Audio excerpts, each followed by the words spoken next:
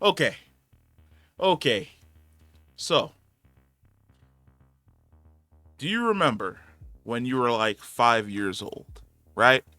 And your parents probably got you dino nuggets for the very first time. And you were like, these dino nuggets are the most delicious thing I have ever had. Give me more, please. And your parents took that as a challenge and fed you dino nuggets for probably 6 months straight to the point that you were absolutely sick of chicken nuggets from then on. I feel as though when I got Man of Steel, I was like, come on, baby, give me more. And DC raw dogged me with chicken nuggets for like 10 years, where it was letdown after a little bit of hype, but this doesn't really matter because it's not the main universe anymore, to letdown to the Flash. And knowing that this movie is basically a part of a new universe, it is a fresh slate. What a refreshing fresh slate this is. Oh my god.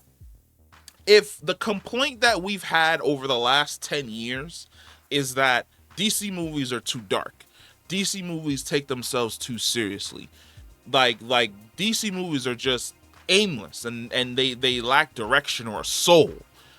Blue Beetle is fucking refreshing. Go out and watch this movie because it deserves at least a watch, at least one watch to make you a believer that maybe we're moving towards a good direction for DC movies. Because where was the heart? Where was this level of heart and love and familia that we have just been missing from the DC universe for the last 10 years? Because this movie was an emotional roller coaster. First off, I think we found the editors for The Flash. When we were sitting down watching The Flash and we were wondering what the fuck is going on, why do the VFX look like absolute shit? It's because at some point in time, Blue Beetle, for 1/4 of the cost, was able to hire the VFX studio that the Flash wanted to hire, and they came over and gave me my third favorite suit up of a superhero in a comic book movie. Because when Jaime turns into Blue Beetle with the Scarab, it is a beautiful transformation. The suit looks gorgeous. I thought it was going to look goofy a little bit.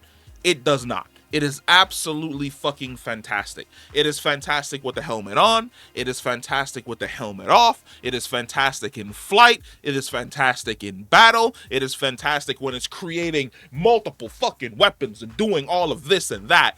It looks great. It looks like someone from the animation studio was like, we need a source material for how the Blue Beetle suit is supposed to transform and move and feel, and how the mouthpiece is supposed to move when he's speaking, what's supposed to glow, what's not supposed to glow. And they went to the Injustice 2 video game and was like, we're taking the entire combat moveset of Blue Beetle from this game and we are applying it to our movie to give you that authentic Blue Beetle feel. That is fucking great. After the VFX, we're looking at the actors. Everyone did an absolutely fantastic job. Xolo Mariduena, fantastic as Blue Beetle. Bruna Marquezine, fantastic as Jenny Cord. George Lopez, fantastic as Rudy Reyes. He's probably behind Jaime, my second favorite fucking character in this entire friggin' movie. Belissa Escobedo, fantastic as Jaime's little sister. Absolutely great. She actually feels a lot like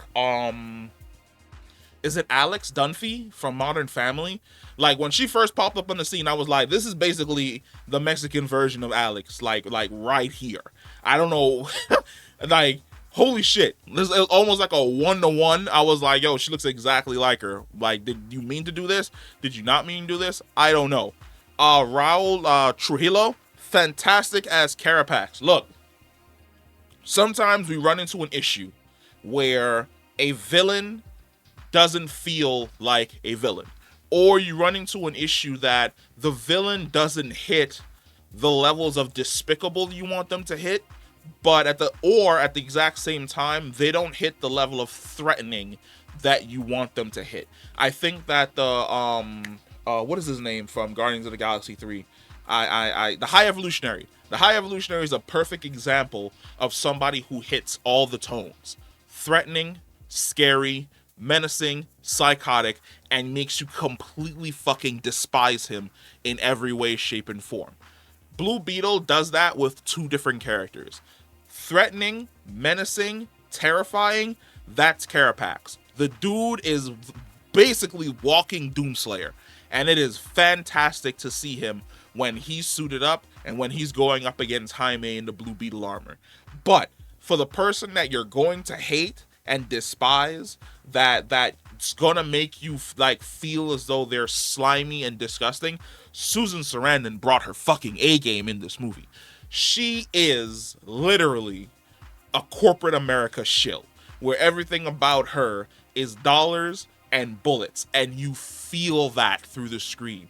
You hate every single thing that comes out of her fucking mouth. You want somebody to punch her in the face so bad throughout the entirety of this movie that when the action goes down and she finally gets her comeuppance, you're like, thank God. I had to wait for 2 hours to see her ass get rocked, but holy shit, if it isn't satisfying watching what happens to you at the end of this film. But I don't want to spoil Blue Beetle in this review. Like, I guess you could tell like I'm super hyped because it is actually a really good movie. It has a really good message about family, and I love it when the hero and the villain both share that message, where the hero is on this journey for his family, but then the villain is on his journey because of his family. And it's great to watch both of those paths essentially collide, and the amount of shrapnel that it causes. Like I said, everybody in this movie brought their A game. I absolutely fucking loved it. I like the fact that James Gunn has basically said that this movie is the first movie of his DCU. I'm really hoping that it does good. Like, I'm really fucking hoping, fingers fucking crossed, that this movie can at least pull in like 500, maybe $600 million. Because it is a fantastic movie. Better than both of the Shazam films, better than the second Wonder Woman film.